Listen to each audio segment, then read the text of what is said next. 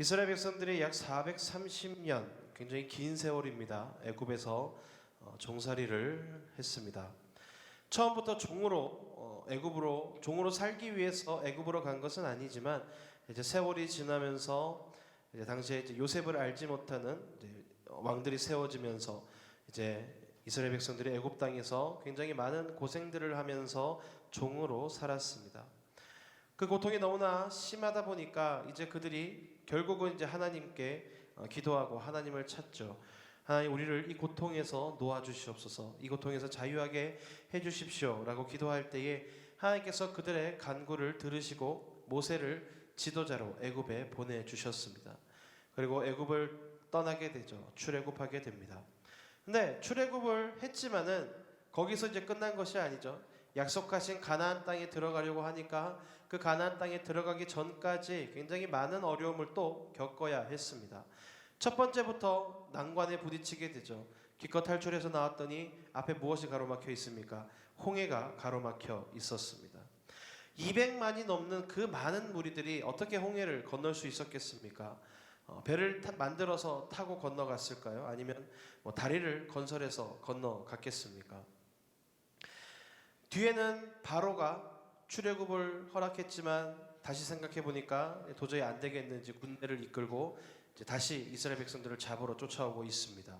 앞에는 홍해고 뒤에는 바로의 정예 군대가 쫓아옵니다.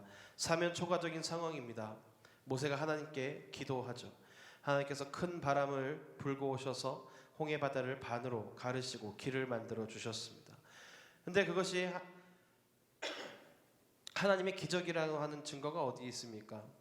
젖은 땅이 아니라 마른 땅이 드러났다 하죠.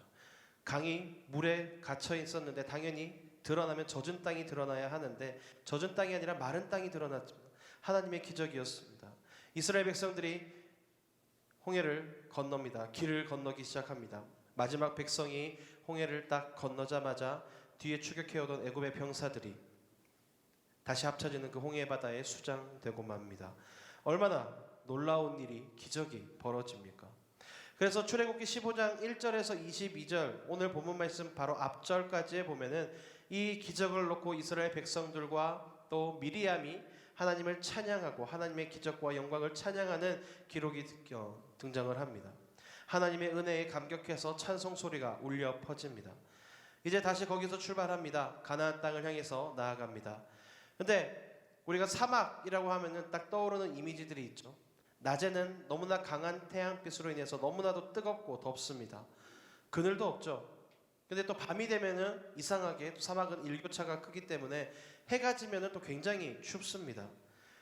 출애굽을 해서 가나안 땅으로 가기까지 뭔가 그 여정 기간 동안 뭔가를 철저하게 대비를 해서 준비를 해온 이스라엘 백성들이 아니기 때문에 어떤 그러한 환경 변화나 기후 변화에 굉장히 약할 수밖에 없죠. 근데 어쨌든 수르 광야로 들어가서 3일을 걸어갑니다.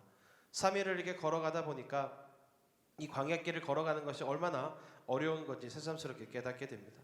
근데 문제는 이제 3일 후에 벌어집니다. 3일이 지나니까 애굽을 빠져나올 때 가져왔던 이제 음식물이나 물들이 이제 점점 떨어지기 시작하죠. 물이 다 떨어집니다. 이제 물이 떨어지니까 목이 마르죠. 더군다나 광야의 사막길이기 때문에 어디서 물을 구할 수도 없는 상황입니다. 근데 그렇게 3일을 가다 보니까 한 지역에서 물을 발견합니다. 얼마나 반갑습니까? 그래서 사람들이 달려가서 이제 물을 마시기 시작하는데 이 물이 또 하필 너무 써서 도저히 마실 수가 없는 물입니다.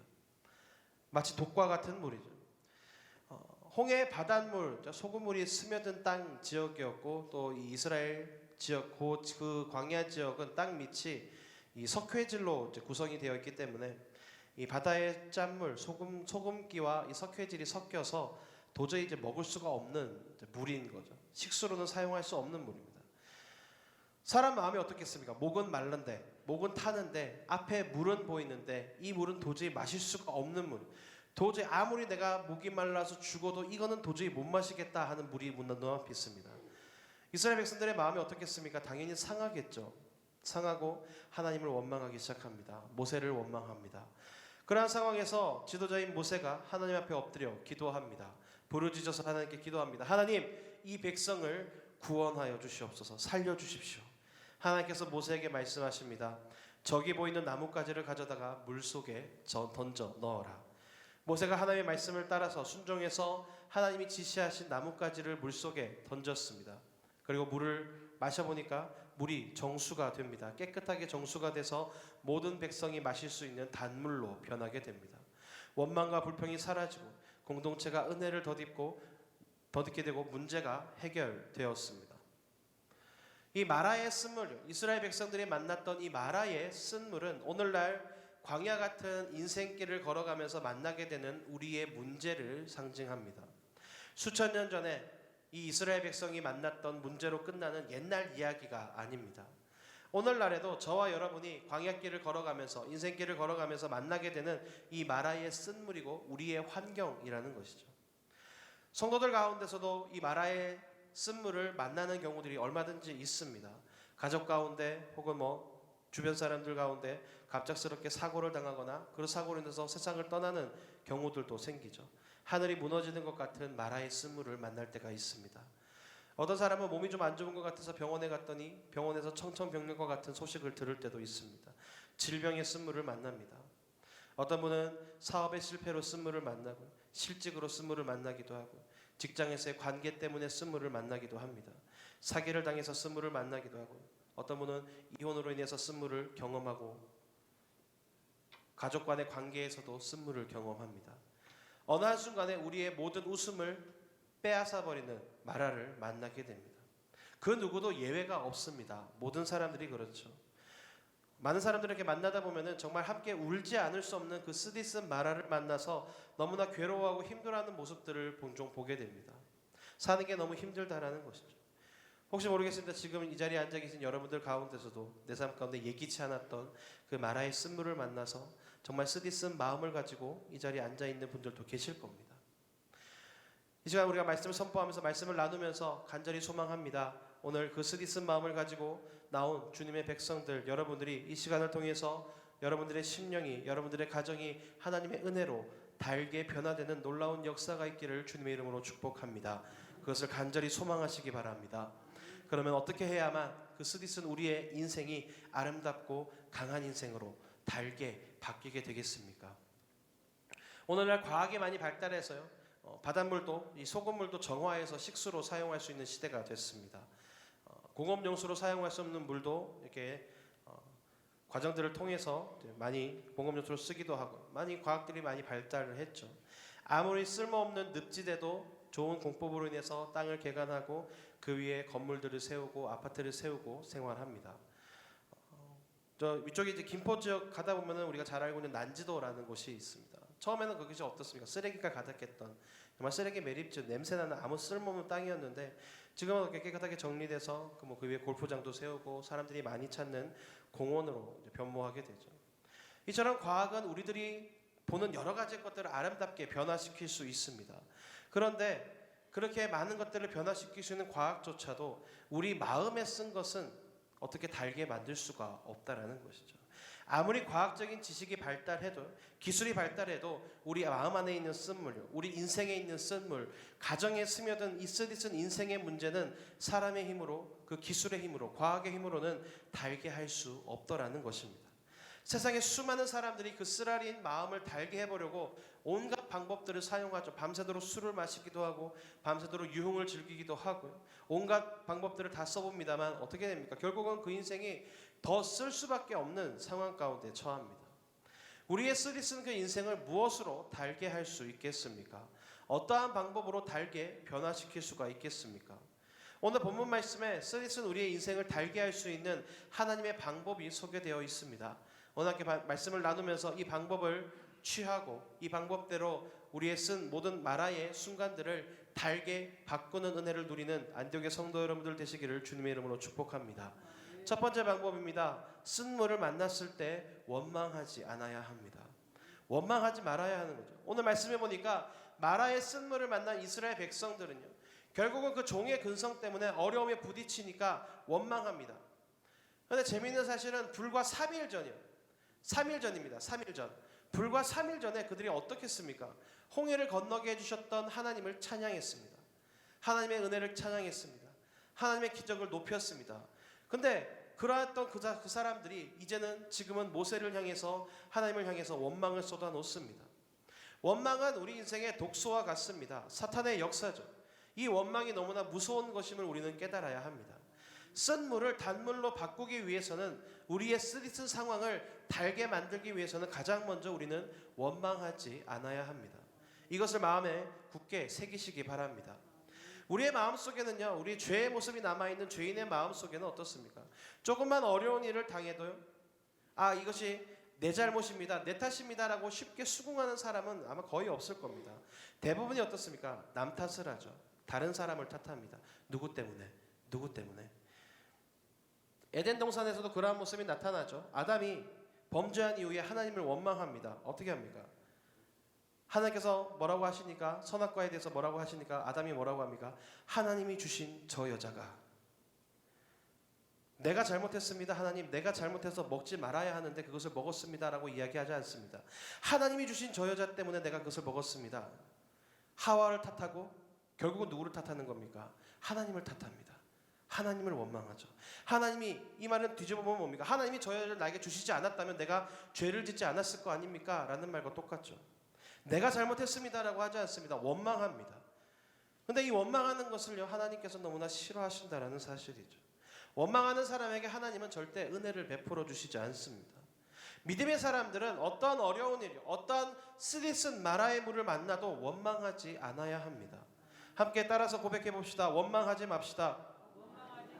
우리 옆에 있는 분에게 한번 이렇게 인사합시다. 원망하지 맙시다. 원망은요, 우리를 죽이는 것입니다. 함께 멸망의 길로 가는 지름길이죠. 우리가 가장 잘 알고 있는 인물 중에 욥이라고 하는 인물이 있습니다. 하나님이 욥을 굉장히 칭찬을 많이 하셨죠. 근데 욥에게 어느 날 갑자기 너무나 쓴 마라의 물이 찾아옵니다. 하루아침에 그 수많은 재산이 날아갑니다. 근데 어느 날 또 갑자기 청천벽력 같은 소식이 들어오죠. 뭡니까? 7남 3녀, 너무나 소중했던 자신의 자식들이 모두 다 죽었다라는 소식이 들립니다. 거기서 끝나지 않습니다. 어떻습니까? 자신의 몸에 질병이 찾아오기 시작합니다. 악창이 나기 시작하고, 긁고 긁다 못해서 손으로는 안 되니까 기와 조각을, 돌 조각을 가지고 몸을 긁어야지만, 근데 그것도 부족해서 계속해서 긁어야지만 질병에 걸립니다. 이런 쓴 인생이 어디 있겠습니까? 이 세 가지, 많은 질병, 이 안 좋은 상황 가운데 하나라도 참 닥치기 힘든 상황인데 욥은 이 세 가지가 한꺼번에 들어옵니다. 재산이 날아가고 자식들이 다 죽고 질병이 찾아옵니다. 상상하지 못했던 어려운 마라에 부딪히죠. 그런데 성경에 뭐라고 기록되어 있습니까? 굉장히 놀라운 욥의 고백이 기록됩니다. 욥기서 1장 21절에 욥이 이렇게 고백합니다. 이르되 내가 모태에서 알몸으로 나왔사온즉 또한 알몸으로 그리로 돌아가올지라. 주시니도 여호와시오 거두시니도 여호와시오니 여호와의 이름이 찬송을 받으실지니이다. 욥이 하나님을 원망해도요, 하나님 이게 무슨 일입니까? 이게 도대체 무슨 일입니까? 왜 이런 일이 나한테 벌어집니까? 라고 하나님을 원망해도요, 아무도 욥에게 당신 잘못하고 있어 하나님 원망하면 안 돼라고 얘기할 수 있는 사람 아무도 없을 겁니다.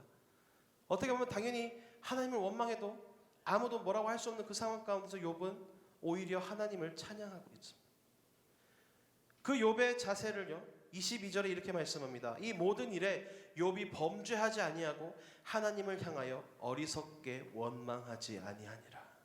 무서운 일을 당했지만요, 그 너무나 가슴 아픈 일들을 당했지만 욥은 어리석게 하나님을 향해서 원망하지 아니했다라고 말씀합니다. 근데 놀라운 사실은 그렇게 욥이 원망하지 아니함으로 하나님은 욥의 그 쓰디쓴 인생을요, 놀라운 단 인생으로 회복시켜 주셨습니다. 우리가 이 사실을 깨달아야 하는 거죠. 만약에 욥이 그 일들을 당하고 하나님을 원망했다면, 하나님께 불평불만을 했다면 그가 이 놀라운 전환의 인생을 살아갈 수 있었을까요? 그가 하나님을 원망하지 않고 범죄하지 않았기에 그가 그 쓰디쓴 인생이 너무나도 달게 변화되는 기적을 경험하게 됩니다. 몇 해 전에 미국의 워싱턴 포스트지에 이런 기사가 실린 적이 있습니다. 이 지구촌을 글로벌 시대로 만든 최초의 장본인은 징기스칸이다 라는 기사가 실렸습니다. 몽고의 그 굉장히 작은 부족에서 태어난, 근데 그 사람이 세계를 움직인 지도자가 나왔는데 어떻게 그런 일들이 가능했는가를 평가를 하는데요, 굉장히 중요하게 보고 있는 사실 중에 하나가 바로 이것이었습니다. 징기스칸은 탁월하게 남을 탓하는 사람이 아니었다라는 데 초점을 두고 있습니다. 징기스칸이 이러한 말을 남깁니다. 집안이 나쁘다고 탓하지 마라. 나는 9살 때 아버지를 잃었고 마을에서 쫓겨났다. 가난하다고 탓하지 마라. 나는 들판에서 들쥐를 잡아먹으면서 연명했고 목숨을 건 전쟁이 나의 직업이고 일이었다. 작은 나라에서 태어났다고 말하지 마라. 그림자 말고는 친구도 없고 병사로만 10만, 백성은 어린아이와 노인까지 합쳐 200만도 되지 않는 곳에서 태어났다.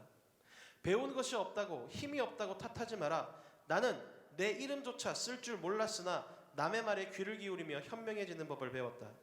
너무 막막하다고, 그래서 포기해야겠다고 말하지 마라. 나는 목에 칼을 쓰고 탈출했고 뺨에 화살을 맞아 죽었다가 살아나기도 했다.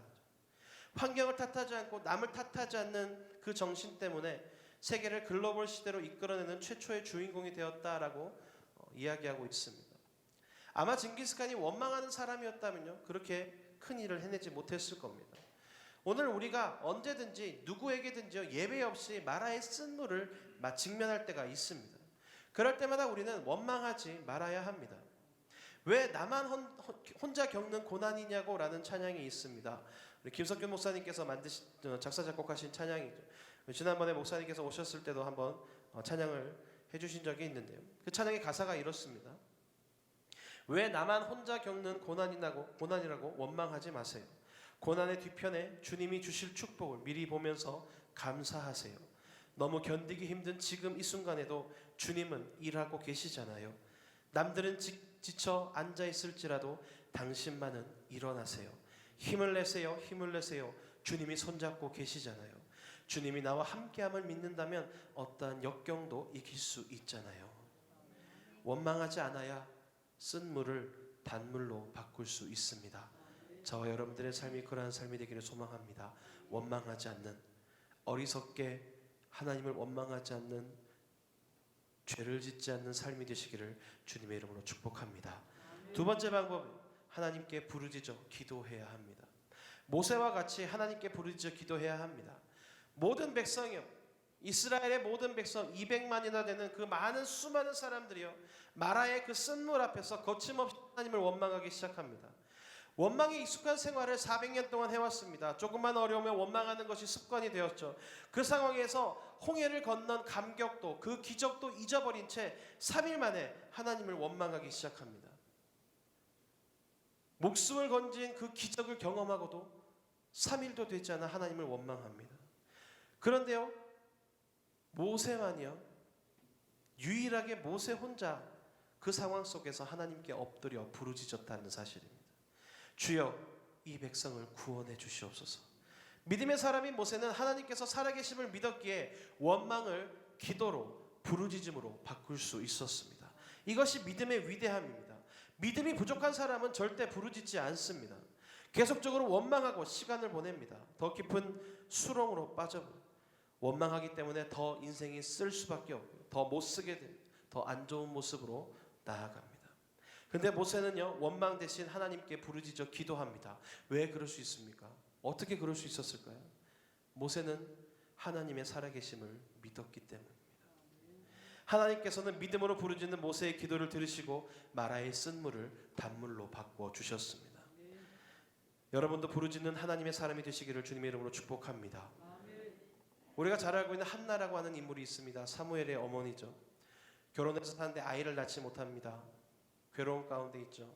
그러니까 남편이 둘째 부인을 맞이합니다. 근데 둘째 부인이 들어오자마자 아이를 가지죠. 첫째 부인이 아이를 가지지 못하니까 둘째 부인이 그 아이를 감추면서 겸손하게 살아야겠다라고 하겠습니까? 오히려 나는 아이를 낳을 수 있어 라고 자랑을 하겠죠. 한나의 마음이 어떻겠습니까? 얼마나 상하고 얼마나 쓰라리겠습니까? 근데 중요한 것은 처음에는 한나는 하나님을 믿었지만 부르짖지 않았습니다. 그러니까 그 삶이 어떻게 됩니까? 더 쓰게 되죠. 남편만 쳐다봐도 인상을 찡그리게 되고 짜증을 부리는, 둘째 부인이 분인나만 보면 투정을 부리는 가정이 지옥으로 바뀝니다. 내 쓴 마음을 해소하지 못하면요, 다른 사람까지 쓰게 만드는 거죠. 내 마음이 써서 그것을 해결하지 못하면요, 온 가족의 마음을 쓰게 만들고 다른 사람들의 마음까지 상하게 만드는 결과를 빚어냅니다. 한나 때문에 하나님께 부르짖지 않았던 한나 때문에 온 가족이 너무나 괴로운 거죠. 근데 다행스럽게 한나의 마음 가운데 뭡니까? 하나님께 부르짖어야겠다라는 마음이 들기 시작합니다. 그해 실로에 제사 드리러 갈 때 한나가 결심하고 성전에 올라갑니다. 하나님께 부르짖어야겠다. 금식하고 성전에 들어가 하나님께 부르짖기 시작합니다. 애통하는 마음으로 정말 간절하게 가슴을 쥐어짜면서 부르짖기 시작합니다. 소리 없는 부르짖음, 그 괴로움 가운데 부르짖는 그 기도를 들으시고 사무엘이라고 하는 놀라운 열매를 허락해 주셨습니다.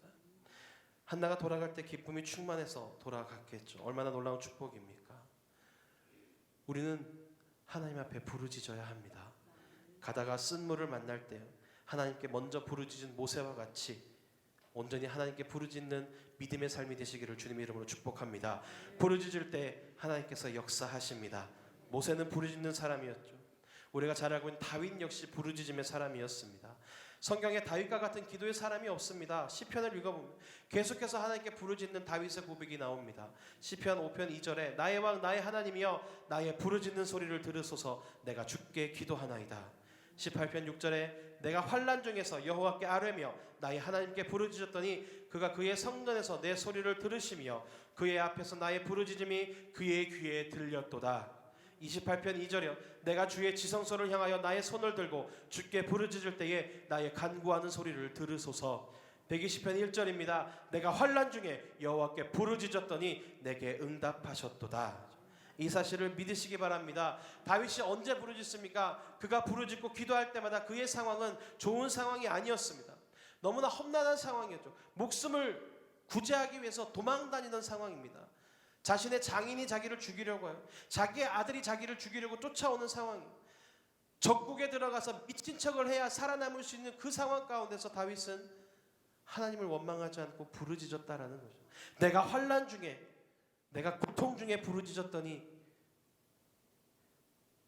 하나님께서 어떻게 응답하십니까? 그 기도를 모른 척 하시나요? 아니죠.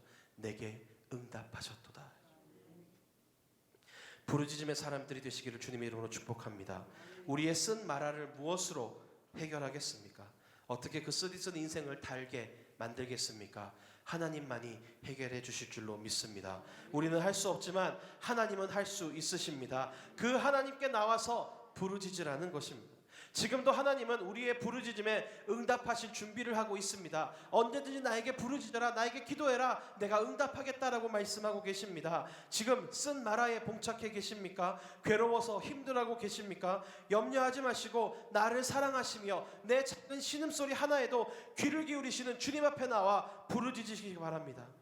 부르짖고 응답하심의 역사를 누리는 삶이 되시기 바랍니다. 하나님이 열어주십니다. 저 여러분들의 삶이 온전히 하나님께 간절히 부르짖는 원망할 시간에 하나님께 부르짖는 삶이 되시기를 주님의 이름으로 축복합니다.